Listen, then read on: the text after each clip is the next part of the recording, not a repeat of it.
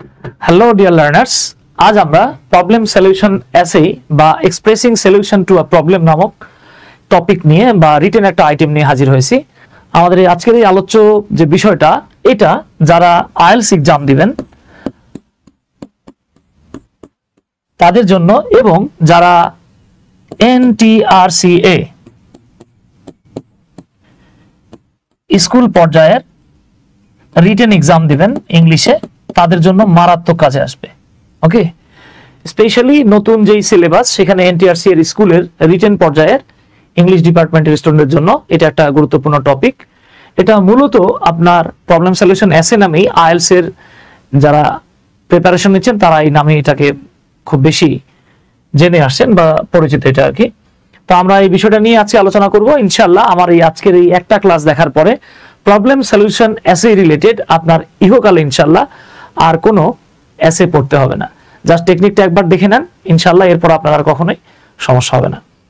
তাহলে আসেন, যেটা বলছিলাম যে এটাকে আইএলটিএস এ বলা হয় প্রবলেম সলিউশন এসে। আর আপনি যখন এনটিআরসি এর এক্সামের ক্ষেত্রে যদি এটাকে চিন্তা করেন তখন এটাকে বলা হয় expressing solution to a problem.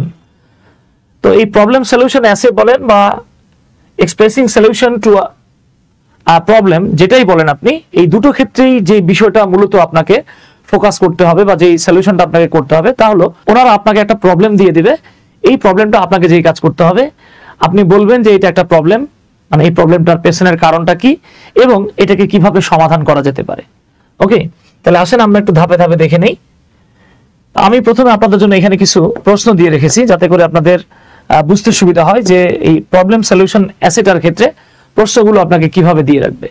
তো এখানে কোশ্চেন নাম্বার 1 যেটা দেয়া দেখেন, unemployment problem is increasing in many countries around the world. বিশ্বব্যাপী এই আনএমপ্লয়মেন্ট প্রবলেম বা বেকার সমস্যা যেটা এটা ব্যাপক হারে বেড়ে যাচ্ছে। What are the causes of this problem? এই সমস্যার কারণগুলো কি? And what solution can be suggested? এবং এই সমস্যাটাকে সমাধান করার জন্য আপনি কোন ধরনের সলিউশনগুলো বা সলিউশন সাজেস্ট করতে পারেন। এটা একটা কোশ্চেন। 2 নম্বর একটা প্রশ্ন আছে দেখেন, মেনি স্টুডেন্টস, আমি একটা ডিফারেন্ট কালার ইউজ করি, দেখেন 2 নম্বর যেটা বলা হচ্ছে, many students around the world R struggling to achieve proficiency in English. বিশ্বব্যাপী অনেক স্টুডেন্টরা ইংরেজির যেই প্রফিসিয়েন্সি বা দক্ষতা অর্জন করার ক্ষেত্রে তারা খুব স্ট্রাগল করতেছে। ওকে, আচ্ছা, what are the causes of this problem? এই সমস্যাটার কারণ কি? And what solutions can be implemented to improve there English language skill? তাদের ইংরেজির ভাষার যে স্কিল বা দক্ষতা বাড়ানোর জন্য কোন ধরনের সলিউশনগুলোকে ইমপ্লিমেন্ট বা বাস্তবায়ন করা যেতে পারে। তার মানে আপনাকে যে কোনো একটা প্রবলেম দিবে, দিয়ে আপনাকে এটা কারণ কি এবং এটা সমস্যা সমাধানের উপায় বের করতে বলবে। তো আমি আপনাদের জন্য এখানে আরো বেশ কিছু প্রশ্ন দিয়ে রেখেছি। যেমন আমি আরেকটা প্রশ্ন পড়তেছি, দেখেন, the environment is being polluted by various forms of waste produced by human. মানুষের দ্বারা উৎপন্ন বিভিন্ন আবর্জনা বা ওয়েস্ট প্রোডাক্টের মাধ্যমে পরিবেশটা দূষিত হচ্ছে। What are the causes to this problem? এই সমস্যার কারণগুলো কি কি? And what measures can be taken to tackle it? এবং কোন ধরনের মেজার্স বা পদক্ষেপ নেওয়া যেতে পারে এই সমস্যাটাকে ট্যাকেল করার জন্য বা প্রতিহত করার জন্য। তো দেখেন এরকম টাইপের বেশ কিছু প্রশ্ন দেওয়া থাকবে। আমি হালকা একটু সরে গেলাম, আপনারা এখানে কিছু প্রশ্ন দেখতে পাচ্ছেন, স্ক্রিনশট দিয়ে দেখতে পারেন। এই যে দেখেন কিছু প্রশ্ন দেওয়া আছে, যেমন non native English speakers often face challenges in learning the language effectively. যারা নন নেটিভ স্পিকার অর্থাৎ যাদের মাতৃভাষা ইংরেজি না, তারা মাঝে মাঝেই ইংরেজি ভাষা শেখার ক্ষেত্রে চ্যালেঞ্জ ফেস করে। What are the reasons for this difficulties? এই যে সমস্যা বা এই ডিফিকাল্টি এর ক্ষেত্রে রিজনটা কি? And what measures can be taken to help them overcome this challenge? এই চ্যালেঞ্জটাকে ওভারকাম করতে গেলে, এই সমস্যাগুলোকে প্রতিহত করতে গেলে তাদেরকে কোন কোন মেজার্স বা পদক্ষেপ নিতে হবে সেটা আলোচনা করো। এরকম আপনাকে অনেকগুলো আমি এখানে প্রশ্ন দিয়ে রেখেছি। আপনি জাস্ট সমস্যাগুলো যদি দেখে নেন তাহলে আপনি বুঝতে পারবেন। আমি আপনাদের জন্য এখানে বেশ কয়েকটা প্রশ্ন দেখালাম, এই যে প্রশ্নগুলো দেখতেই পাচ্ছেন। আমরা এখন দেখব যে এইরকম প্রবলেম রিলেটেড যে অ্যাসেগুলো, সেটা যদি আপনাকে প্রশ্ন দিয়ে রাখে আপনি কিভাবে সমাধান করবেন বা এটা সমাধানের উপায় কি। ওকে, তো আমি আশা করি ইনশাল্লাহ আমাদের আজকের এই একটা প্রবলেম সলিউশন অ্যাসে দেখার পরে আপনারা আর ইনশাল্লাহ কখনোই এই অ্যাসে লিখতে গিয়ে খুব বেশি টেনসড না হয়ে আপনি সহজে এটা সমাধান করতে পারবেন। এবং যদি আইএলটিএস এর মার্কিং এর কথা বলেন, সাধারণত আপনারা জানেন যে 4টা ক্রাইটেরিয়ার উপর ডিপেন্ড করে আইএলটিএস এর মার্কিং করা হয়, যেখানে হচ্ছে সর্বোচ্চ মার্কিং বা ব্যান্ডউইথ যেটা সেটা হচ্ছে 9। তো আপনারা যদি আমাদের এই স্ট্র্যাটেজিটা ফলো করেন ইনশাআল্লাহ আশা করা যায় একবারে কম করে হলেও 7 পাবেন। ওকে, তো আসেন তাহলে আমরা একটু দেখে নেই। আমরা যখন একটা প্রবলেম সলিউশন অ্যাসে লিখবো তখন আমাদেরকে এটার স্ট্রাকচারটা কেমন হওয়া উচিত বা কেমন স্ট্রাকচার আমরা এটা লিখবো সেটা আমরা একটু প্রথমে দেখে নেই। তো দেখেন আমি এখানে লিখে রেখেছি structure of a problem solution as. এই প্রবলেম সলিউশন অ্যাসে আপনি যখন লিখবেন তার স্ট্রাকচারটা কি হওয়া উচিত? প্রথমে আপনাকে লিখতে হবে ইন্ট্রোডাকশন। এই যে ইন্ট্রোডাকশনটা এইটা নট মোর দ্যান 2 সেন্টেন্সেস, আপনাকে 2টা বাক্য লিখতে হবে। ওকে, 2 সেন্টেন্সেস। এরপর আপনাকে 2টো প্যারাগ্রাফ লিখতে হবে, যেখানে আমরা প্রথম প্যারাগ্রাফটাকে বলি বডি প্যারাগ্রাফ 1 এবং দ্বিতীয় প্যারাগ্রাফটাকে বলি বডি প্যারাগ্রাফ 2। এক্ষেত্রে বডি প্যারাগ্রাফ 1 এবং বডি প্যারাগ্রাফ 2 দুটোর ক্ষেত্রে আপনি 5 বা 6টা সেন্টেন্স লিখবেন। বডি প্যারাগ্রাফ 1 এ যেহেতু এটা প্রবলেম সলিউশন অ্যাসেই, প্রথমে আপনাকে প্রবলেম যে সমস্যাটা সেই সমস্যাটার কজ বা রিজন গুলো আপনাকে প্রথম প্যারাগ্রাফে উল্লেখ করতে হবে বডি প্যারাগ্রাফে, আর দ্বিতীয় বডি প্যারাগ্রাফে আপনি 5 বা 6টা সেন্টেন্সের মাধ্যমে একটা সলিউশন দিবেন। এরপরে আপনি 4 নাম্বার যে পোর্শনটা, যে এলিমেন্টটা, সেটা হচ্ছে কনক্লুশন। এই কনক্লুশনে গিয়ে আপনাকে একটা সেন্টেন্স লিখতে হবে। সরি, আমি টাইপিং মিস্টেক লিখে ফেলছি আর কি। তো আপনাকে যে কাজটা করতে হবে কনক্লুশনের ক্ষেত্রে মাত্র একটা বাক্য লিখতে হবে। হ্যাঁ, একের অধিক বাক্য লেখা যাবে না। এই হলো গিয়ে ঘটনা। আপনি আবারও মাথায় রাখেন যে আপনি যখন প্রবলেম সলিউশন অ্যাসে লিখবেন তখন সেখানে 4টা পার্ট থাকবে। তো শুরুতে আমরা জানি ইন্ট্রোডাকশন, এরপরে হচ্ছে কনক্লুশন একদম শেষমেশ লিখবেন, মাঝখানে বডি প্যারাগ্রাফ 1 আর বডি প্যারাগ্রাফ 2 লিখবেন, অর্থাৎ টোটাল 4টা প্যারা হবে। ওকে, টোটাল 4টা প্যারা হবে। তাহলে আসেন আমরা একটু দেখে নেই যে এই ধরনের সমস্যাগুলোকে কিভাবে সমাধান করা যায়। তো প্রথমে আমরা এই ইন্ট্রোডাকশনটা দেখতেছি, যে ইন্ট্রোডাকশনটা আপনি যখন লিখবেন তখন কিভাবে লিখবেন। আচ্ছা, এইখানে আপনাদেরকে আমি আবার একটা প্রবলেম শো করি, তারপরে এই প্রবলেমের সলিউশন দেখাই দিই। দেখেন, আপনাকে যখন কোনো একটা প্রবলেম দিবে এবং সলিউশন করতে বলবে, প্রথম লাইনটা একটা জেনারেল স্টেটমেন্ট থাকবে। প্রথম লাইনটা একটা জেনারেল স্টেটমেন্ট থাকবে। ওকে, যেমন দেখেন এখানে আমরা একটা বাক্য দেখতে পাচ্ছি বা প্রশ্নটা ছিল এরকম, unemployment problem is increasing in many countries around the world. বিশ্বব্যাপী বিভিন্ন দেশে, দেখেন এটা কিন্তু বাংলাদেশে বলে নাই, বিশ্বব্যাপী বিভিন্ন দেশে আনএমপ্লয়মেন্ট প্রবলেম বা বেকার সমস্যাটা বেড়ে যাচ্ছে। এই এতটুকুকে বলা হয় জেনারেল স্টেটমেন্ট। ওকে, বা ব্যাকগ্রাউন্ড সেন্টেন্স। এই সেন্টেন্সটা কিন্তু প্রশ্ন না। এরপরে গিয়ে দেখেন আমাকে এখানে কোশ্চেন করতেছে। এরপরের কোশ্চেনটা আমি একটা ডিফারেন্ট কালার নেই, তাহলে আপনার জন্য বুঝতে সুবিধা হবে। এবার বলা হচ্ছে দেখেন, what are the causes of this problem and what solution can be suggested. তার মানে আমরা এখানে দুটো অংশ পেয়েছি।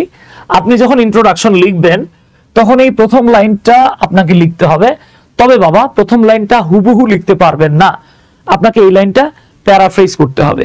এখন প্রশ্ন করতে পারেন যে ভাইয়া প্যারাফ্রেজ কি? প্যারাফ্রেজ মানে হলো একই কথা ভিন্নভাবে বলা। আমি মাঝে মাঝে মজা করে বলি আমার ছাত্রছাত্রীদেরকে যে আপনি একজনকে আই লাভ ইউ বলতে ভয় পাচ্ছেন, ওকে, আপনি তাকে গিয়ে বলেন যে ভাইয়া বা আপু জাতীয় সঙ্গীতের দ্বিতীয় লাইন।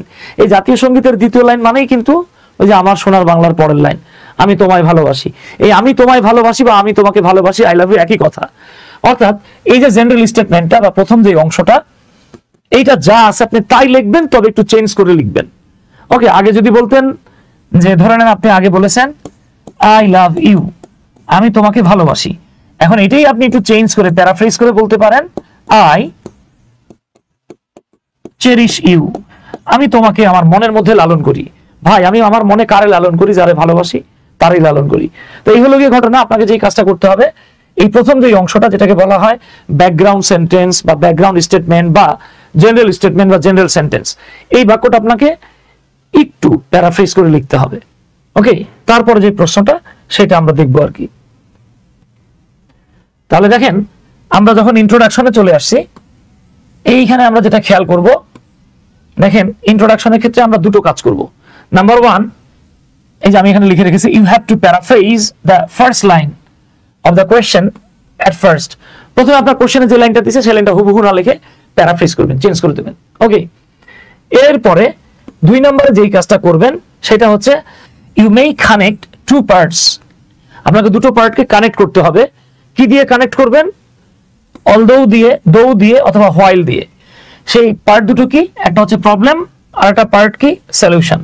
তার মানে আমি আবারও বলি বাবা, ব্যাকগ্রাউন্ড যেই সেন্টেন্সটা দেওয়া আছে বা ব্যাকগ্রাউন্ড স্টেটমেন্ট, এইটা আমরা লিখবো প্যারাফ্রেজ করে, তারপরে সমস্যা এবং সমাধানটাকে আমরা যুক্ত করব কি দিয়ে? হয় অলদো দিয়ে, না হলে দো দিয়ে অথবা হোয়াইল দিয়ে। এখন বলতে পারেন ভাইয়া কিভাবে করবো একটু দেখাই দেন। হ্যাঁ, আমি সেটাই আপনাদেরকে ধাপে ধাপে দেখাবো। তাহলে আসেন আমরা একটু এবার দেখে নেই যে আসলে ইন্ট্রোডাকশনটা আমরা কিভাবে লিখবো। ওকে, আরেকবার বলে নিই, পয়েন্টটা ভুলে গেছেন কিনা। সেটা হচ্ছে প্রথমে আপনাকে কি করতে হবে? ব্যাকগ্রাউন্ড সেন্টেন্সটাকে প্যারাফ্রেজ করতে হবে। করার পরে প্রবলেম এবং সলিউশনটাকে আপনি হয় অলদো অথবা দো অথবা হোয়াইল দিয়ে যুক্ত করবেন। তাহলে আসেন আমরা বিষয়টাকে একটু ব্যাখ্যা করি। যেমন এখানে একটা প্রশ্ন দেওয়া ছিল, প্রথম লাইনটা দেওয়া ছিল এরকম, unemployment problem is increasing in many countries around the world. তো আমি প্রথম লাইন যেটা আছে সেটা আমি হুবহু না লিখে প্যারাফ্রেজ করব। তো প্যারাফ্রেজ করতে গেলে অনেক টেকনিক আছে, প্যারাফ্রেজিং টেকনিক নিয়ে আমি একটা ভিডিও দিয়ে রেখেছি, আমি আপনাদেরকে কমেন্ট বক্সে লিঙ্কটা দিয়ে দেবো, একটু দেখে নিন। অনেকগুলো ওয়ে আছে। ওকে, এর মধ্যে সবচেয়ে সহজ ওয়ে হচ্ছে আপনি সিনোনিম অ্যান্টোনিম ব্যবহার করে এটা প্রকাশ করতে পারেন। তো আপনি প্রথম লাইনটাকে যখন প্যারাফ্রেজ করবেন, ফার্স্ট লাইনে আপনি জাস্ট এই কথাটা বলতে পারেন, ইটস আ ফ্যাক্ট দ্যাট, এতটুকু লিখতে পারেন। অথবা আপনি লিখতে পারেন it is known to all that, এভাবে লিখতে পারেন। তা আমি এখানে ইটস আ ফ্যাক্ট দ্যাট লিখে রেখেছি। এরপরে আপনাকে যেই কাজটা করতে হবে, দেখেন এখানে কি বলেছিল, unemployment problem is increasing in many countries around the world. তো আমরা যেই কাজটা করলাম, হুবহু এভাবে না লিখে আমরা লিখলাম মেনি কান্ট্রিজ ওয়ার্ল্ড ওয়াইড। এই যে দেখেন বাবা ছিল অ্যারাউন্ড দ্য ওয়ার্ল্ড, আমরা এটাকে লিখে ফেললাম ওয়ার্ল্ড ওয়াইড। এরপরে দেখেন আনএমপ্লয়মেন্ট প্রবলেম, এটা সিঙ্গুলার ছিল বলে ইজ হয়েছিল, আর এখানে যেহেতু কান্ট্রিজ প্লুরাল তাই আমরা এখানে আর লিখেছি। এরপরে দেখেন experiencing a rise in unemployment rate. তো দেখেন প্রবলেমটাকে আমি এখানে রেট হিসেবে প্রকাশ করছি। তার মানে দেখেন আমি ওই কথাটাই বলেছি, জাস্ট কি করলাম, আমি এটাকে একটু ডিফারেন্ট ভঙ্গিতে বা ভিন্ন আঙ্গিকে বলেছি, যা বলেছিলাম সেই লাইনটাই। তাহলে কি ছিল দেখেন, unemployment problem is increasing in many countries around the world, না বলে আমরা কি বললাম, many countries world wide are experiencing a rise in unemployment rate.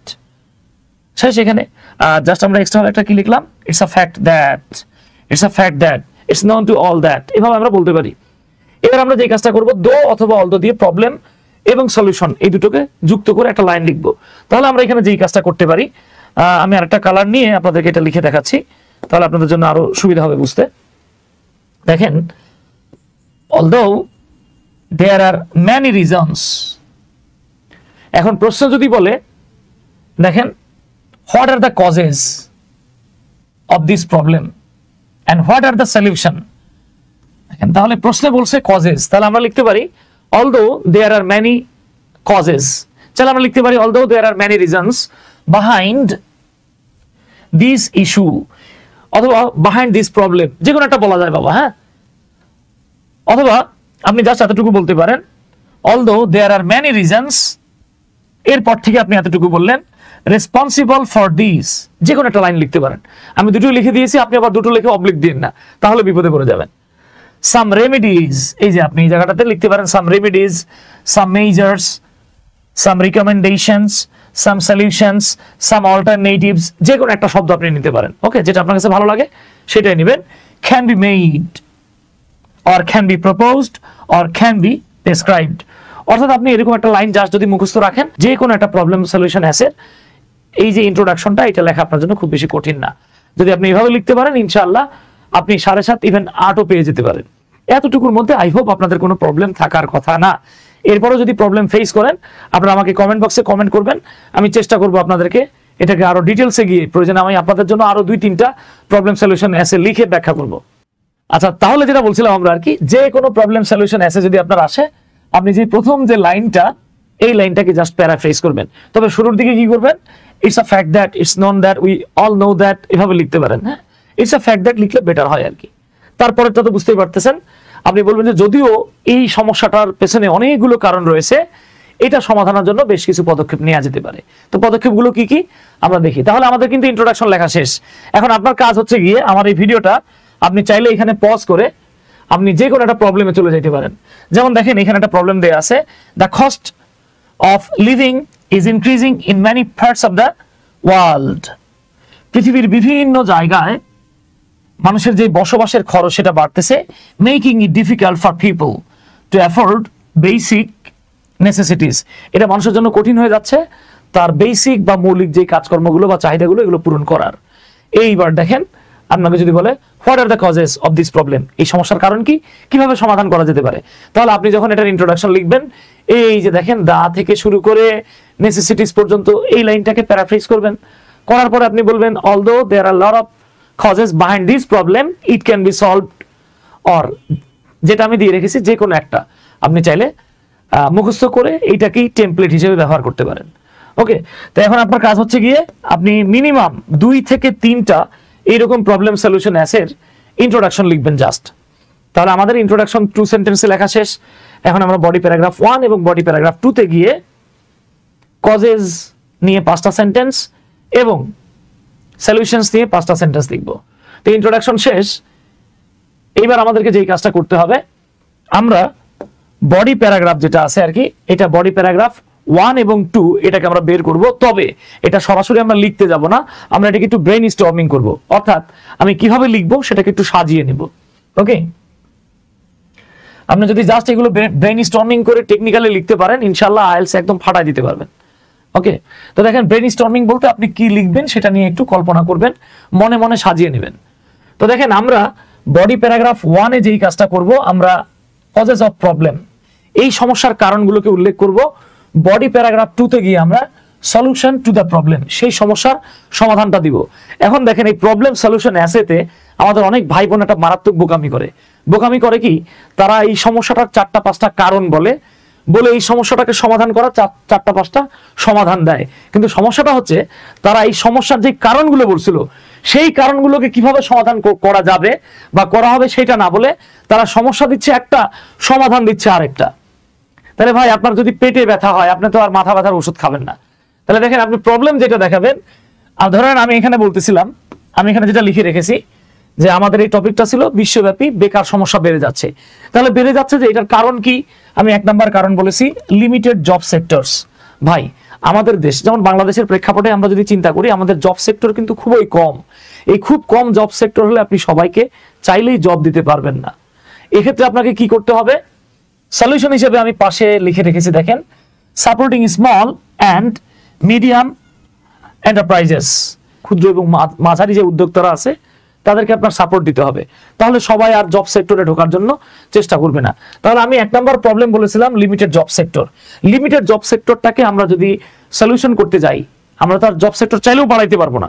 সেক্ষেত্রে আমাদেরকে কি করতে হবে, ক্ষুদ্র এবং মাঝারি যে উদ্যোক্তারা আছে তাদেরকে সাপোর্ট দিতে হবে, তাহলে আর তারা জবের পিছিয়ে ঘুরবে না। ওকে, এই যে দেখেন এইভাবে তাদের বেকারত্ব কমতে পারে। আবার দেখেন আমি জাস্ট প্রবলেমগুলো এবং সলিউশনগুলো একসাথে আলাদা আলাদাভাবে না দেখিয়ে একসাথে দেখিয়ে দিচ্ছি। যেমন ল্যাক অফ স্কিলড পিপল, দেখেন আপনার এই যে বেকার সমস্যার অন্যতম একটা কারণ হচ্ছে গিয়ে মানুষের মধ্যে স্কিল বা দক্ষতা নেই। এখন ধরে নেন আমি যেমন ইংরেজিতে অনার্স মাস্টার্স করেছি, 2টো মাস্টার্স করেছি। এখন আমাকে যদি আপনি একটা আইটি ফার্মে নিয়ে জয়েন করা দিতে চান, আর আইটি রিলেটেড যদি আমার স্কিল না থাকে, তাহলে কি আমি সেই জায়গাটাতে আমাকে নিয়োগ দেওয়া সম্ভব না।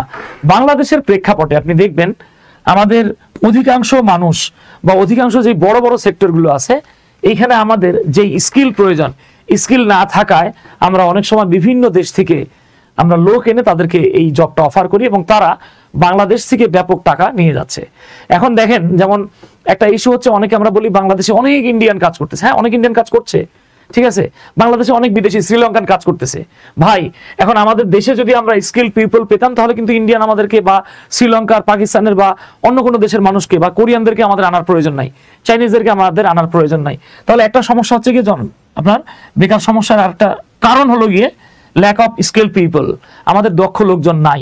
তাহলে দক্ষ লোকজন যেহেতু নাই, এটা প্রবলেম, এটার সমাধান কি হবে, এই লোকজনদের দক্ষ বানাইতে হবে। কিভাবে বানাবেন, এই যে আমরা সলিউশন দিয়েছি, স্কিল ডেভেলপমেন্ট ইনিশিয়েটিভ, আমাদেরকে দক্ষতা বৃদ্ধির পদক্ষেপ নিতে হবে অথবা ব্যবস্থা নিতে হবে। 3 নম্বর যে সমস্যা সেটা হচ্ছে inadequate transport and communication facilities. 3 নম্বর সমস্যা যেটা বলা আছে সেটা হচ্ছে অপর্যাপ্ত পরিবহন এবং যোগাযোগ ব্যবস্থার কারণেও কিন্তু আপনার আনএমপ্লয়মেন্ট প্রবলেম হচ্ছে। কিভাবে হচ্ছে আমি সেটা এখানে লিখে রাখলাম, আমি বডি প্যারাগ্রাফ 1 এ গিয়ে এটা ব্যাখ্যা করব।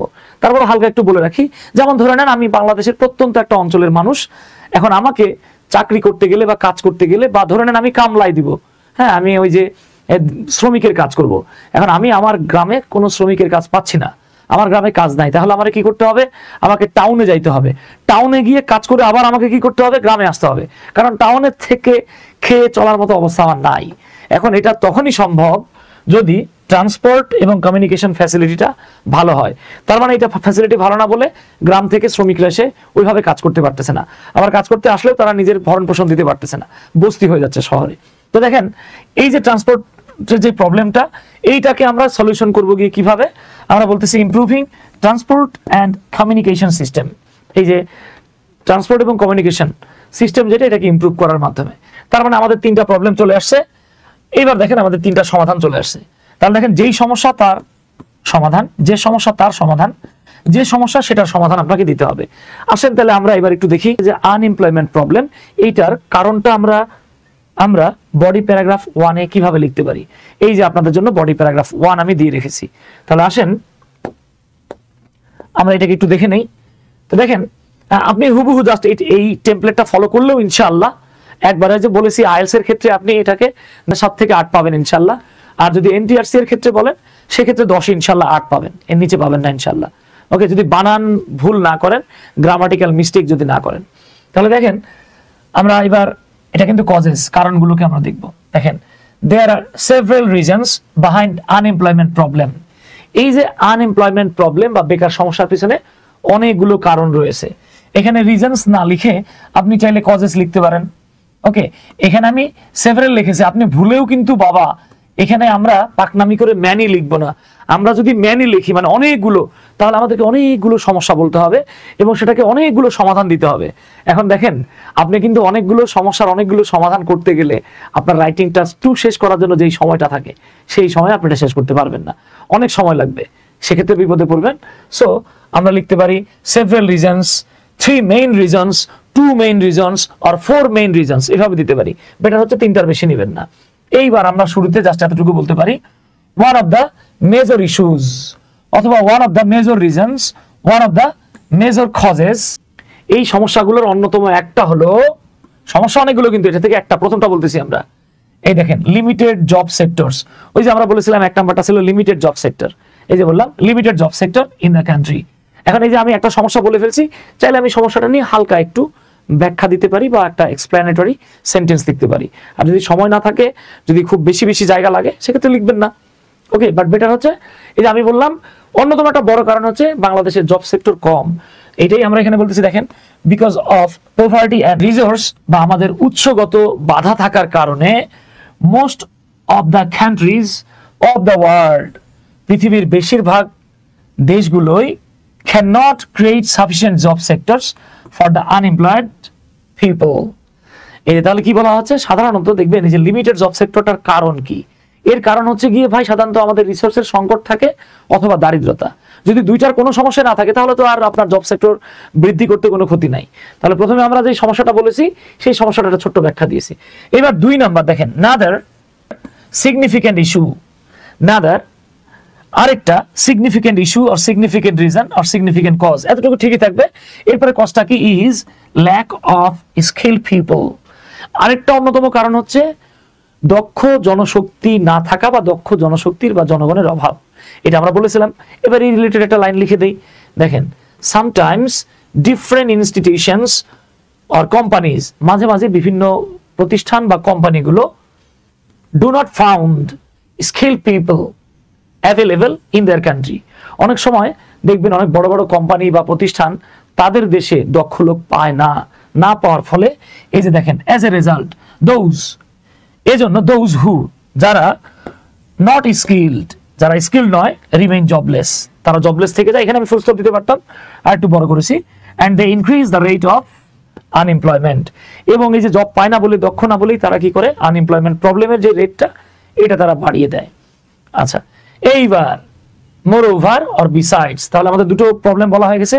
3 নাম্বারটা, for inadequate facilities of transport and communication, এই যে আরেকটা সমস্যা হচ্ছে ট্রান্সপোর্ট এবং কমিউনিকেশনের অপর্যাপ্ত ব্যবস্থার কারণে the rural people who are not engaged in regional work, গ্রামীণ মানুষরা বা গ্রাম্য লোকেরা যারা ওই অঞ্চলের কোনো কাজ করতে পারছে না, তারা cannot go far, তারা দূরে যেতে পারে না ফর জব, কাজের জন্য, and remain unemployed, এবং তারা কি করতেছে, আনএমপ্লয়েড থেকে যাচ্ছে, তারা কোনো কাজ কাম পাচ্ছে না, বেকার থাকতেছে। তাহলে এই যে দেখেন আমাদের বডি প্যারাগ্রাফ 1-এ কিন্তু কজ বলে ফেলছি। এইটা যদি মাথায় রাখতে পারেন, আপনি আইএলস এর একজন ক্যান্ডিডেট হন, আর আপনি এনটিআরসি এর স্কুল লেভেলের ইংরেজির একজন আপনি ক্যান্ডিডেট হন, আপনার যে কারোর জন্য খুব ইজিলি এটা লেখা সম্ভব। এবং দেখেন এখানে কিন্তু সিম্পল, কমপ্লেক্স, কম্পাউন্ড সব রকমের সেন্টেন্সের সংমিশ্রণ রয়েছে। সো যে 4টা ক্রাইটেরিয়া বা মার্কিং ক্রাইটেরিয়া অনুযায়ী মার্কিং করা হয়, সেটা কিন্তু আপনার কভার হয়ে যাচ্ছে ইনশাল্লাহ। তাহলে আমাদের সমস্যাগুলো বলা হয়ে গেছে। এইবার আমরা এই 3টা সমস্যার সমাধান দেখব। তো এইবার আপনি চাইলে এই পুরোটার স্ক্রিনশট নিয়ে নিতে পারেন। তো আপনাদের যাতে এই ছোট লেখা থেকে দেখতে সমস্যা না হয়, বা যারা একটু চোখে হয়তো একটু প্রবলেম হচ্ছে, বা ছোট লেখা দেখে বুঝতে যাদের জন্য প্রবলেম, তাদের জন্য আমি এই পেজটাই, মানে এই স্লাইডটাই 2টো পেজে লিখে রেখেছি। এই যে এতক্ষণ যা লিখেছিলাম সেটা দেখেন এখানে যে আমি লিখে রেখেছি, এখানেই শেষ হয়নি। দেখেন আপনার কিন্তু এটা 1 প্যারাতে লিখতে হবে, 2টো প্যারায় যাওয়া যাবে না বাবা। হ্যাঁ, এই যে আপনি চাইলে এখান থেকে স্ক্রিনশট নিতে পারেন, তাহলে বড় বড় ফন্টে দেওয়া আছে। এই হলো আমাদের বডি প্যারাগ্রাফ 1 এখানে শেষ। কিন্তু এখন আমরা তাহলে বডি প্যারাগ্রাফ 2-তে চলে আসছি। এখন আমরা দেখব যে এই প্রবলেমগুলো যেটা আমরা বডি প্যারাগ্রাফ 1-এ বলেছি, সেটাকে আমরা কিভাবে বডি প্যারাগ্রাফ 2-তে এসে সলিউশন করতে পারি। কেমন? তো দেখেন এই যে বডি প্যারাগ্রাফ, এখানে আমরা সলিউশন করব, অর্থাৎ যে 3টা সমস্যা বলেছি সেই 3টা সমস্যার আমরা এই জায়গাটাতে সমাধান দেওয়ার চেষ্টা করব ইনশাআল্লাহ। তাহলে দেখেন এইবার আমরা যে প্রথম 3টা সমস্যা বলেছিলাম, 1 নাম্বার সমস্যাটাকে এইভাবে বলবো, সেকেন্ড প্যারাতে এসে, unemployment problem can be solved if, এই আনএমপ্লয়মেন্ট প্রবলেমটা সলভ করা যেতে পারে যদি, এখানে আনএমপ্লয়মেন্ট প্রবলেম না থেকে অন্য একটা সমস্যা থাকতে পারতো, আমরা সেই সমস্যাটাই লিখতাম। যেমন ধরে নেন ইফটিজিং সমস্যাটা যদি থাকতো, আমরা বলতে পারতাম যে eve teasing can be solved, or eve teasing can be checked, or eve teasing can be tackled, এভাবে আমরা বলতে পারতাম। অর্থাৎ যেই সমস্যাটা থাকবে সেটা আপনি লিখবেন ইফ, যদি, এই যে এখানে আমরা সাম লিখতে পারি, 3 লিখতে পারি, যেহেতু আমরা 3টা সমস্যা দিয়েছি, সো আমরা এখানে সেই 3টা সমাধান দিতে পারি। আমরা লিখতে পারি ইফ, এরপরে সাম or 3 or several measures or steps are taken or followed, তাহলে আমরা বলতে পারি দেখেন আনএমপ্লয়মেন্ট প্রবলেমটাকে সলভ করা যেতে পারে। ধরেন আমি এখান থেকে বাদ দিয়ে শুধু 3 নিলাম, এই সাম বাদ দিলাম, সেভারাল বাদ দিলাম, এবার মেজার্স বা স্টেপ যে কোনো একটা নিতে পারেন। আমি এখানে মেজার না লিখে ধরেন স্টেপ নিলাম, এই যে আমার ফার্স্ট লাইন হয়ে গেল। তাহলে কি আসলো, unemployment problem can be solved if 3 steps are taken, চাইলে আমি ফলোটা বাদ দিতে পারি। এই যে আমার ফার্স্ট লাইন, এই যে আমি বলে ফেলছি হ্যাঁ আনএমপ্লয়মেন্ট সমস্যাটাকে সমাধান করা যেতে পারে যদি আমরা 3টা পদক্ষেপ নেই। এইবার সলিউশন 3টা একে একে বলবো, উল্লেখ করবো এবং একটু করে হালকা ব্যাখ্যা দিব। তো দেখেন এখানে আমরা লিখেছি ফার্স্টলি, প্রথমত ওই যে দেখেন আমাদের প্রথমটা ছিল হচ্ছে লিমিটেড জব সেক্টরস, সেটার সমাধান করা যায় কিভাবে, supporting small and medium enterprises. তাহলে আমরা এখানে বলবো firstly supporting small and medium enterprises can be an effective solution to unemployment problem. Okay, এরপর আরেকটা লাইন আমরা দিতে পারি, it will help the small entrepreneurs to continue their business smoothly, এতে করে যারা ছোট উদ্যোক্তা আছে তারা তাদের কাজগুলো স্মুথলি চালিয়ে নিতে পারবে, বা তাদের কাজগুলোতে স্মুথলি চলার জন্য একটা হেল্প করা যেতে পারে। সেকেন্ডলি, তো আমরা দ্বিতীয় যেই সমস্যাটা দেখেছিলাম সেটা হচ্ছে ল্যাক অফ স্কিলড পিপল। তো আমরা সেকেন্ডলি যেই কাজটা করব, ওই ল্যাক অফ স্কিল পিপলটাকে কিভাবে সমাধান করা যেতে পারে। সেকেন্ডলি, দ্বিতীয়ত, the government and the NGO, সরকার এবং নন গভর্নমেন্ট অর্গানাইজেশন যেগুলো আছে তাদের শুড টেক, গ্রহণ করা উচিত, নেসেসারি ইনিশিয়েটিভস, প্রয়োজনীয় পদক্ষেপ, to train the unskilled people, অদক্ষ লোকগুলোকে ট্রেনিং দেওয়ার জন্য, সো দ্যাট, যাতে করে they can meet up, meet up মানে পূরণ করা, they can meet up the demand of different companies, যাতে করে তারা বিভিন্ন কোম্পানির যে চাহিদা সেটা পূরণ করতে পারে। ওকে, তাহলে আমাদের দ্বিতীয় সমস্যার সমাধান হয়ে গেল। And finally improving transport and communication system. এই যে ট্রান্সপোর্ট এবং কমিউনিকেশন সিস্টেমকে ইমপ্রুভ করাটা ক্যান হেল্প, সাহায্য করতে পারে দ্য আনএমপ্লয়েড পিপল, বেকার লোকগুলোকে, to move from other areas, অন্য এলাকায় মুভ করতে, ফর জবস, কাজের জন্য, অ্যান্ড দাস, এবং এভাবে they can find jobs and work, এভাবে তারা কাজকর্ম খুঁজে পেতে পারে।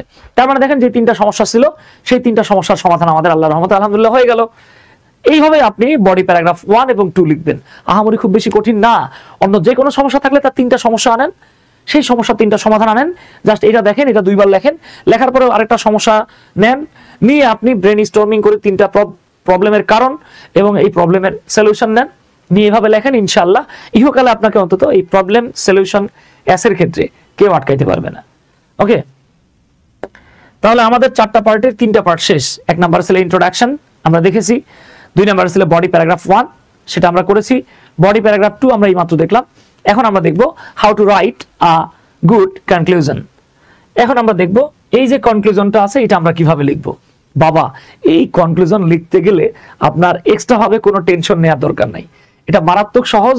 আপনাকে যেই কাজটা করতে হবে সেটা হচ্ছে, আমি দেখাই দিচ্ছি আপনাদেরকে। এই যে আমরা বডি প্যারাগ্রাফ 1 এবং 2 লেখার জন্য যে ব্রেন স্টর্মিং করেছিলাম, আমরা এই জায়গাতে গিয়ে অথবা আমাদের বডি প্যারাগ্রাফ 2 তে আমরা দেখেছিলাম যে কি কি ওয়েতে বা কোন কোন ওয়েতে এই সমস্যাটা সমাধান করা যায়। যেমন 1 নাম্বার ছিল supporting small and medium enterprises, 2 নাম্বারে ছিল স্কিল ডেভেলপমেন্ট ইনিশিয়েটিভ, 3 নাম্বারে ছিল improving transport and communication system. এই 3টা কথাই হালকা একটু প্যারাফ্রেজ করতে না পারলে হুবহু এইভাবে জাস্ট আপনি সাজায় লিখে একটা বাক্য লিখবেন, সাজিয়ে একটা বাক্য লিখে ফেলবেন, আপনার কনক্লুশন হয়ে যাবে ইনশাআল্লাহ। দেখেন আমি আপনাকে দেখাই দিচ্ছি আপনি সেটা কিভাবে করবেন। এই যে আমরা কনক্লুশনে আসলাম, দেখেন আমরা এই কথাটা সব সময় লিখব, যে কোনো একটা, টু সাম আপ অথবা ইন শর্ট অথবা টু কনক্লুড, অর্থাৎ পরিশেষে ইট ক্যান বি সেড দ্যাট, এতটুকু আপনি সবসময় যে কোনোটা লিখতে পারেন। হ্যাঁ, এতটুকু অংশ আপনি যে কোনো অ্যাসেতে সবসময় লিখতে পারেন। To sum up it can be said that, অথবা in short it can be said that, অথবা to conclude it can be said that. এখানে যে সমস্যা বলা আছে আমরা সেটা লিখলাম। Unemployment problem can be solved if the measures or steps, সেই পদক্ষেপগুলো লাইক, অথবা বলতে পারেন সাচ অ্যাজ, অথবা বলতে পারেন ইনক্লুডিং। এইবার সেই পদক্ষেপগুলোর নাম আপনি লিখে দেন। সেটা কি কি? Supporting small and medium enterprises, 2 taking skill development initiatives, and 3 improving the transport and communication systems are taken। এই যে আমাদের কাজ হয়ে গেছে। তাহলে দেখেন আমি জাস্ট এটার যে কোনো একটা নিয়ে আপনাদেরকে দেখাই। এই যে টু সাম আপ রাখলাম, বাকিগুলো আমি আপনাদের জন্য এই যে কেটে দিলাম। এই যে আমাদের কাজ হয়ে গেল। তাহলে আমরা বলবো to sum up it can be said that unemployment problem can be solved if, এবার আমি স্টেপস আর লিখলাম না, দ্য মেজার্স লাইক, চাইলে সাসাজ লেখা যেত, আমরা লাইক নিলাম। ইনক্লুডিং লেখা যেত, আমরা ইনক্লুডিং কেটে দিলাম। Okay, supporting small and medium enterprises, taking skill development initiative, and improving the transport and communication system are taken. তাহলে আমাদের যে পুরো লাইনটা দাঁড়ালো, এই লাইনটাই হচ্ছে আমাদের একটা সার্থক, সফল বা সাকসেসফুল কনক্লুশন বলা যেতে পারে। এভাবে আপনি যে কোনো একটা সমস্যাকে সামনে রেখে খুব সহজে প্রবলেম সলিউশন এসে লিখতে পারেন। আশা করি ইনশাআল্লাহ আপনারা এতটুকু বুঝে ফেলেছেন। এবার আপনাদেরকে একটু বলে রাখি, যারা ফ্রি হ্যান্ড রাইটিং লিখতে ভয় পান, বা যারা আইএলটিএস এর এক্সাম দিবেন কিন্তু প্রিপারেশন কেমন জানেন না, অথবা যারা এনটিআরসি এর রিটেনের প্রিপারেশন নিতে চাচ্ছেন, অনেক ভাই বোনই আছে তারা নিয়মিত প্রিলিতে পাস করে এনটিআরসি এর, কিন্তু রিটেনে খারাপ করে, তারা চাইলে আমাদের আপকামিং কোর্সগুলোতে যুক্ত হতে পারেন। তো আমি এখানে আমাদের আপকামিং কোর্সগুলোর নাম লিখে রেখেছি। এখানে দেখেন 1 নাম্বার আমাদের যে কোর্সটা, এটা আমরা 20 তারিখের মধ্যে শুরু করার প্ল্যান আছে ইনশাআল্লাহ। কোর্সটা হচ্ছে গ্রামার ফর আইএলটিএস করতে গেলে যে গ্রামারগুলো জানতে হয়, এটার সাইড বাই সাইড আমি কিছু টেকনিকও দেখাই দেবো। যেমন এই যে আজকে যে টেকনিকটা দেখালাম, কিভাবে আপনি আইএলটিএস এর রাইটিং টাস্ক 2 তে খুব ভালোভাবে প্রবলেম সলিউশন এসে লিখতে পারেন। ওকে, তো গ্রামার ফর আইএলটিএস কোর্সটা যারা করতে চাচ্ছেন তারা আমাদের এই যে এখানে হোয়াটসঅ্যাপ নাম্বার দেওয়া আছে 01917211236। এছাড়াও আমাদের আরো কিছু কোর্স আসতেছে। ওকে, যেমন এর মধ্যে একটা হচ্ছে এনটিআরসি এর ইংলিশ স্কুল পর্যায়ে যারা রিটেনের প্রিপারেশন নিতে যাচ্ছেন তারাও যুক্ত হতে পারেন, এটাও আমরা 20 তারিখের মধ্যে শুরু করবো ইনশাআল্লাহ।